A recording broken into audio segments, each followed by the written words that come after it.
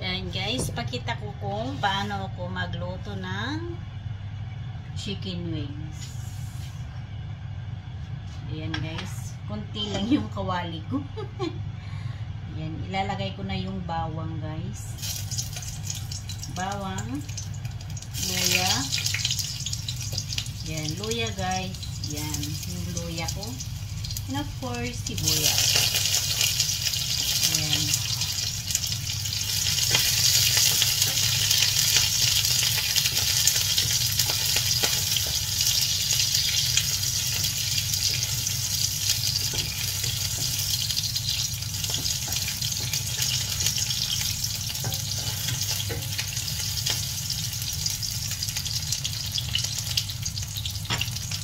First, lagay na natin yung chicken. Pakpak to guys.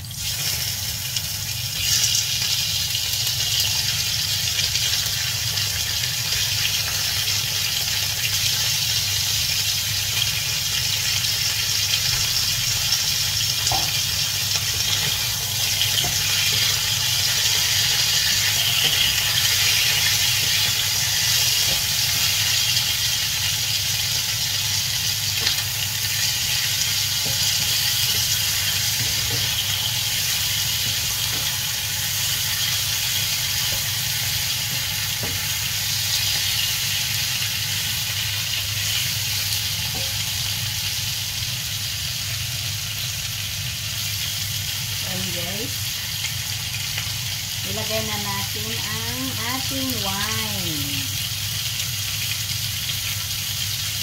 Ayan guys, ang ganito, ito yung wine.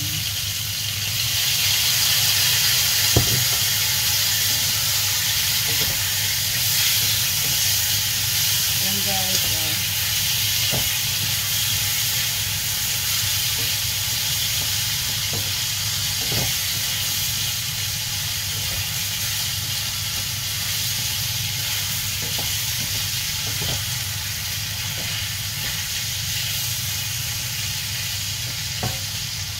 ang bango guys ng amoy.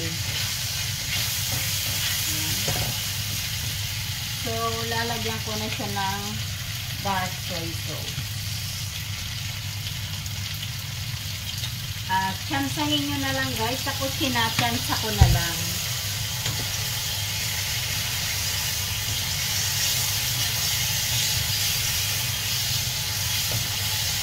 Ayan, nagiging dark na siya guys. So,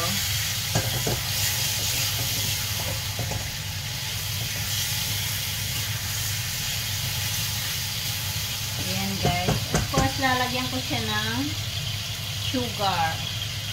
Ayan guys. And of course, oyster sauce. Ay.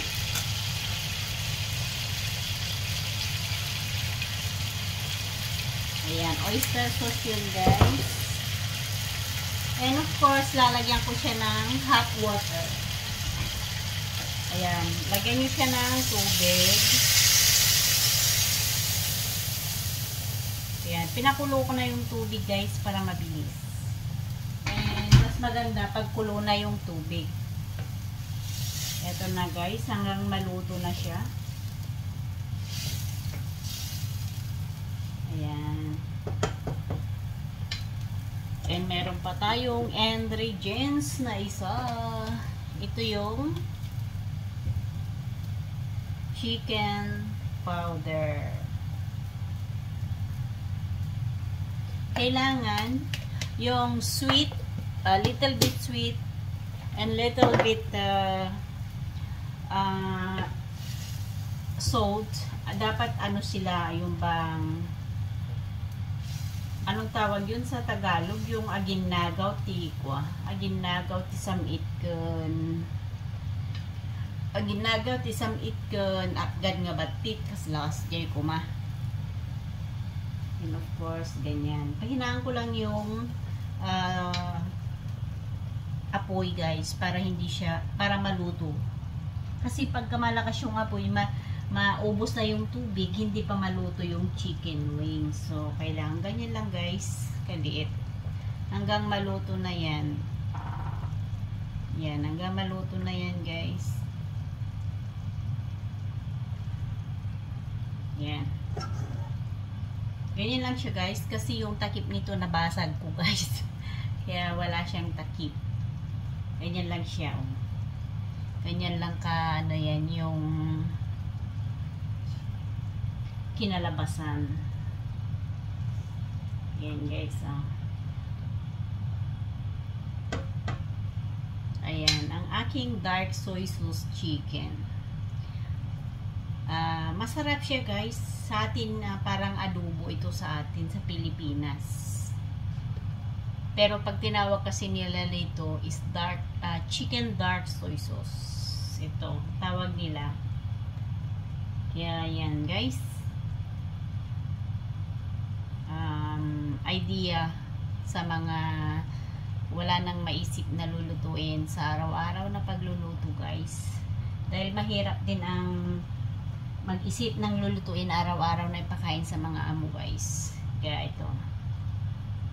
Titikman ko kung tama yung timpla niya mamaya pag yung maluto na siya.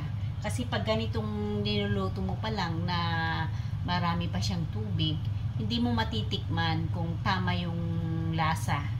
So pag naluto na siya, doon mo siya titikman kung ano yung kulang. Ayan. Ganyan siya guys.